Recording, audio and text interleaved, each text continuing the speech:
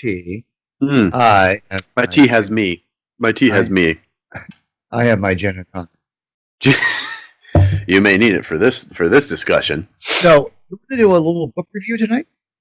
Well, no, we are doing a little book review, but it is, I don't know if it flips it around or mirrors. Maybe you can fix this in post. No, this is a book I just finished reading for the first time, called The Road to Serfdom by F.A. Hayek. Mm-hmm. And it is the definitive version. This right here is pretty much the Bible of libertarians. Yes. Pretty much. Not conservatives, libertarians. Exactly. And let's drill down on this, okay? Well, first, before we drill down, we need to survay the landscape. And so part of what makes this version so great is it's been edited by Bruce Caldwell. It's the definitive version. It has all sorts of supporting documents, great footnotes, lots of appendices. And but it really sets in mind the context. Yeah. And the context is Hayek was this guy born in Vienna, and then he left Vienna to come to England to become an intellectual, and he studied at the School of Economics, and economics is his bread and butter. Yep. And the thing about him is he really was the only guy in academia that was really aware at the rise in socialism and government control. Now it sounds like a very, obvious thing, but he was pretty much the first guy to raise the red flag and go, red flag. Give him a date context for our listeners and our subscribers. What dates are we talking about with Hayek? We're talking like the 40s, so the height of the war, World War II. Yeah. We're talking that. This is very interesting in itself, right? I guess, yeah. It's a different kind of war. See, nowadays we have the USSR, China, Venezuela, Cuba, all these different regimes of attempts of socialism. It's just how disastrous they are. So, we have historical examples. Yeah. Hayek, this is before it's really been tested. It just hadn't been tested. Mm-hmm. And what he does is he goes into the explanation as to why government control is so attractive and why it always fails, philosophically, why it fails. Mm-hmm. So, but that's pretty much the context of it. And that is the secret of the thesis, is that he explores why, on the one hand, the security that government offers people is very seductive. Yep. At the same time, that seductivity and the secession of sovereignty of the individual freedom leads to individual ruin. Yeah. As he quotes, there will always exist inequalities which will appear unjust to those who suffer them, disappointments which will appear unmerited, and strokes of misfortune which those hit have not deserved. But when those things occur in a society which is conscientiously directed, the way in which people will react will be very different from what it is when nobody's conscious choice. Mm-hmm. And there's a lot of great tidbits in this. This really is written by an intellectual. It's not a easy, fun-loving, simple PragerU kind of a spew out of basic talking points. Really. What's fascinating is that he gets a couple things wrong. This is the difference between right-of-center intellectuals and left-of-center intellectuals. Mm-hmm. Is because I'm reading a book by Noam Chomsky right now, radical leftist. You poor child. Oh my God. I'm not a child. I'm a masochist. You're a saint. I'm a masochist. You're a masochist. Yeah. The difference between right-of-center and left-of-center is that right-of-center, when they get things wrong, it's a nuance, it's a date, because the guy, Mr. Caldwell, the editor, he puts in, Hayek makes this quote, he actually gets the wording a little wrong, and he mentions that all the time, but the logic and the arguments are rock solid. Mm-hmm. And he's not talking statistics here. This is not a book on statistics. This is a book on what are your philosophical assumptions, and then we can look at. Can you delineate that for our listeners and our viewers? Yeah. What are the basic assumptions that Hayek uses to write the book? Well, human nature for one, and human. It's a natural. Exactly. So I mean, you can't really study these things. You really can't study human nature unless you come in with your bag of philosophy. You have to have a philosophy before you start doing your science. Every scientist, good point. Yeah. you know, as soon as they walk into the lab, epistemology and an ontology. yeah, they need in their little suitcase. They need their philosophy, rock solid, all done, tucked away. Yeah. All their books in order. And so what I noticed is that leftist intellectuals, they come in without this bag. And they kind of just make it up as they go. They're kind of like just throwing test tubes all together. They don't have a system. They don't have a formula. They don't have a base. They don't know what they're doing. Well, they're not naturalists. Yeah, and so Hayek, he's not trying to explain how are we going to make sure that farmers are making crops. How are we going to he's not talking those mechanics. He's talking how do we even start the process of thinking of how are we going to eat? Who's going to build the roads? Stuff like that. Mm-hmm. And it's basically that government expansion doesn't really help. It doesn't work. It feels nice, but that's about it. It just feels nice. It doesn't do nice. Mm-hmm. So Well, why doesn't it do nice? What's the mechanism that he points to in the book? I mean, the whole thing is littered with that, but the basic thing is that you can't fix human problems by adding more human control effectively. I mean, that's very, very basic, but I mean... Well, what about the individual as being the nucleus of economic prosperity? And what does he have to say about that?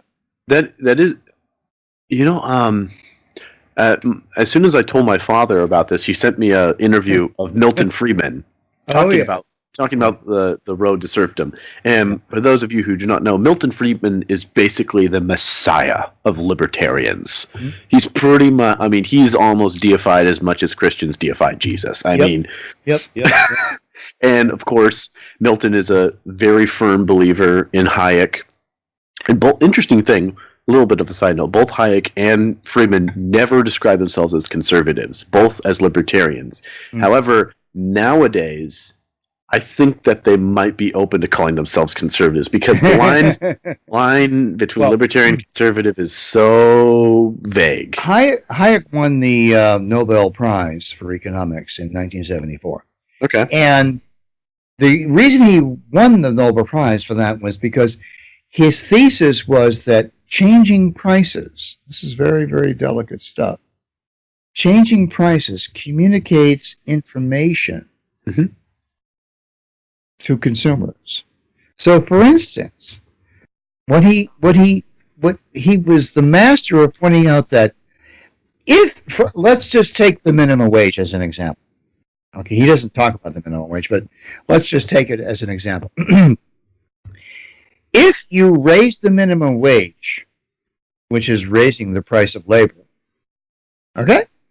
Mm-hmm. That communicates to the employer what? Fire workers. Get rid of them. Increase product prices. Yeah. Get rid of these people. Why am I going to pay them more? Reduce their hours. Yeah, exactly. Yeah. So this is the genius of Hayek, is that he secreted into the study of economics this principle that changing prices communicates information to consumers as well as to producers. Mm-hmm. And that each individual, the consequence of this, the corollary of this, is that each individual is going to make adjustments accordingly. Yes. For instance, the employer will make adjustments by raising his prices. So, for instance, if I run a McDonald's franchise and all of a sudden California passes a law that says I have to increase the minimum wage to $150 an hour for burger flippers. Now, that's highly conceivable in California. That could happen.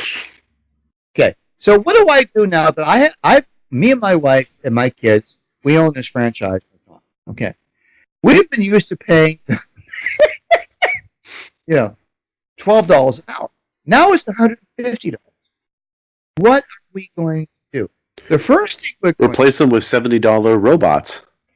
That's exactly. Well, in Hayek's day, he didn't know anything about it. Sure.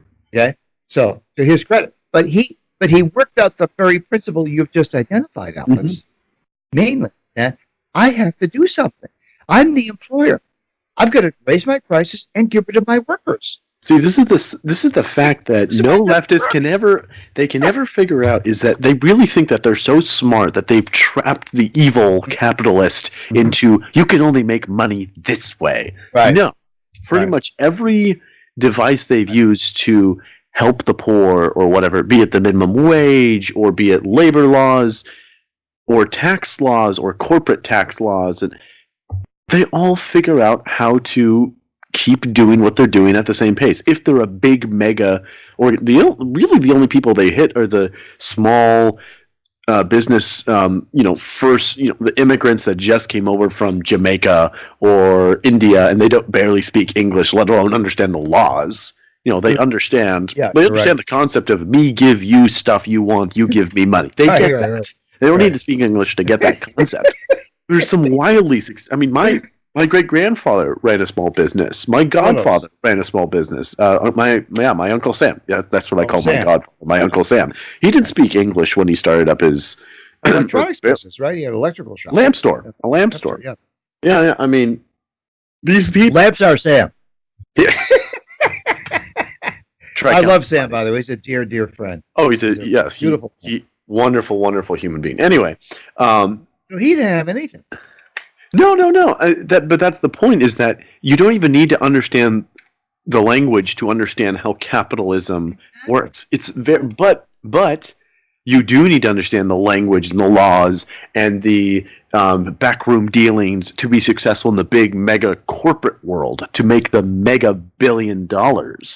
And it doesn't matter what laws you pass; they're going to find a way to still make a lot of money, because they can move anywhere else in the world where there's easier restrictions. And there's nearly 200 countries. Just pick the easiest one. If you have Hayek actually, the reason I like the book is because he speaks in a very ordinary language. This is very important. His grammar, his syntax, and his diction are suitable to somebody with an 8th grade education. An 8th grade student could read this book. No, well, I would say that most not nowadays, maybe in your day, but most high schoolers would struggle to keep up because Today they would. No, you're right. I retract it. In my day, in the 1950s and the 1960s, high school students could read this book because it's written. Because you have to remember, in my day, we actually took civics and we had constitutional law, we had basic economics, we had basic civics. Yeah. So we understood these things, right? I would say that if you've had I don't think I've had a course in economics before. I've never taken a class in economics. I've read books. I've read books in personal finance and stuff like that, and it wasn't terribly hard. Economics classes at City College? No. It was all from my dad. My dad, actually, in that interview I was referencing on Milton Friedman, he says that his son, who has a PhD in physics, went on to be a research fellow for an institute on economics, and he's never taken a class in economics. The only thing his son did was listen to his dad at the dinner table. Right. You can learn a lot from dad at the dinner table. Yeah, he has a Nobel Prize in economics. Exactly. One of the interesting things that Hayek did in this book is he secreted a metaphor, an analogy. You really love using the word secrete, don't you? I love secretions. Secretions love you. Anyway. Yes, let's get our mind up there. Anyway. Get your mind out of that. He secretes this idea into the popular... I first heard this Hayek conceptual model from a masseuse at Jewish Country Club where I lived. Of course you did. Of course, that's where A you man were. in a towel, standing in front of a mirror, smoking a cigar, in the locker room of a It sounds Jewish like Country you. Club. It He sounds like said to something me, you would do. when the caddies went on strike for higher wages, he puffed on his cigar and his arms crossed, and he puffed on it and he said, "You know, if you raise the top of a barrel, you also raise the bottom of the barrel." And I said, where did you get that?" He said, "Hyatt taught me that. Hyatt." Now this is the guy who had no education. He didn't even have 1 year of college. He went through high school. Okay. If you read this book, you will probably know more about economics than most people that graduate with a degree in economics. I mean, why is this not required reading for every economics student? Well, because when it came out, I mean, from the time it came out, it was hated. Hayek is such a gadfly. I know. He got the conservatives and the leftists to hate him. I mean, he was hated by everybody. Yeah. He just kept getting success. He just kept getting success. I think we should qualify why that was the case. During the 40s, the conservatives were very pro-government because they were fighting the Nazis and the Japs. Okay? So they were pro-government for that reason. Mm-hmm. They were, because we were being attacked. People were trying to kill us. All right? Mm-hmm. Okay. Now, but the libertarians, they were not so taken with government. And the liberals hated Hayek because what? They like big government. They loved big government. So in the 40s, everybody liked big government. Franklin Delano Roosevelt, was in the Oval Office. Mm-hmm. That's all you needed. Unfortunately, our children are not educated. When they take a history class today, they take it from a woman who's delirious about male rape. And something about Donald Trump. The other thing that I did not expect to get from this is a real savage takedown of Nazism. And I'm not talking fake Nazism. I'm not talking fake Nazism made up by the left. I mean, he lived in the time of Nazis. He knew, he really knew what they were. A lot of people, as I said in the last podcast, when I went to the Holocaust Museum, it's kind of divided between Nazis on the right and commies on the left. Hayek just destroys that myth and the National Socialists were left. They were left of center. They were the National Socialist German Workers' Party. Right. And then the counter, usually leftists, when they hear that, they go, "Oh, well, you wouldn't call the Democratic Republic of North Korea democratic. Just because it's in the name doesn't make it so." And yeah, that's true. But the thing is, you look at their policies, they were big governments. They were pro-redistribution of wealth. Not just Jews, but also the richer Germans. They were pro-gun control, pro-abortion, everything that leftists now stand for. Mm-hmm. The only difference is that the only difference between a commie and a Nazi is Nazis are let's just do all of that commie stuff, but white people only. Right. Only white people. Very good, Alex. Alex, that's the perfect definition. You and I both know of a political science professor whose name is far too prominent to even mention. Oh, far too prominent to mention. But he once told me that only Christians could be fascists. No, I'm serious. Not Muslims. I'm totally serious. Not only Christians could be not fascists. Even atheists. And that's why he said that Nazis. He said that Nazis, were fascists because they were Christian. Now, if anybody knows anything about Adolf Hitler, he was the furthest thing away from a Christian. He was the furthest away from religious. He hated religion. He persecuted priests, killed priests, nuns. Ever heard of Bonhoeffer? Bonhoeffer? It was one of the last things he did is kill a professor at Silly College who tells me that in order to be a fascist, you have to be a Christian. Right? It's just a severe that's another term. Nazism, I would say that the most misunderstood term in modern academia would be fascism. Even more than Nazism, more than communism, socialism. Even Mussolini, who was from a Catholic country, he wanted to march into the Vatican and kill the Pope and all the cardinals, just slaughter them. The only thing that protected him was Cardinal Eugenio Pacelli, who was the Vatican Secretary of the State at the time, who later became Pope Pius XII. Pacelli was so brilliant of a diplomat, he met with Mussolini and he said, instead of killing us, why didn't you let us help you? Talk about a deal with the devil. You have to make a deal with the devil. Somebody's trying to kill you. Yeah. You know. Anyway, Go ahead. we really should get getting back to the actual Hayek, the book. You put the book up again so they can see it. Yeah, The Road to Serfdom. Correct. Yeah. The real takeaway I have is that libertarians really haven't changed. They're still annoying gadflies. It's just that liberals have gotten so out of control. They really are becoming the nicer people. The only problem I have with libertarians is that they frequently have halitosis. That's it? And facial tics.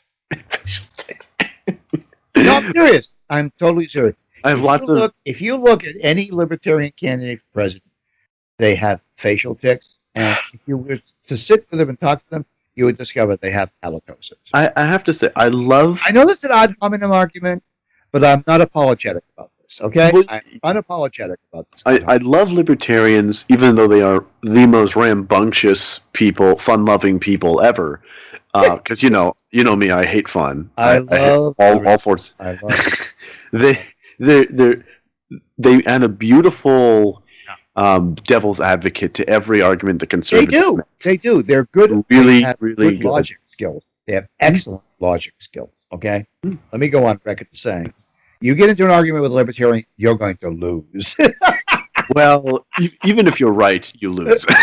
They're going to lose because they will not accept your dictionary. They will not accept your dictionary. Yes, typically. Well, I mean, there's two kinds of libertarians. There's the smart kind, and there's the ones that are so high on dope that you don't know what they're talking about.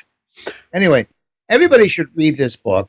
Everyone really should. If you know nothing of economics, this is the place to start. If you're even tempted to major in economics or even take a course in economics, you really need to read F.A. Hayek's Road to Serfdom. Or just a lot of Milton lectures. Lectures from... I also recommend him as an author. Oh, yeah. Milton Freeman. Yeah. Now, that's enough time. That's all the time we have, folks. Thank you so much. Yeah, that's all the time we have. We're going to sign off again. Don't forget to subscribe. Thank you so much. And until next by the time. way, thank you for all the downloads that you're doing on iTunes. Keep doing that. Keep doing that. Yeah. We're enjoying this, and we're happy that you're enjoying this, too. We're really happy about that. So we're going to say bye-bye. And other things. All right. Okay.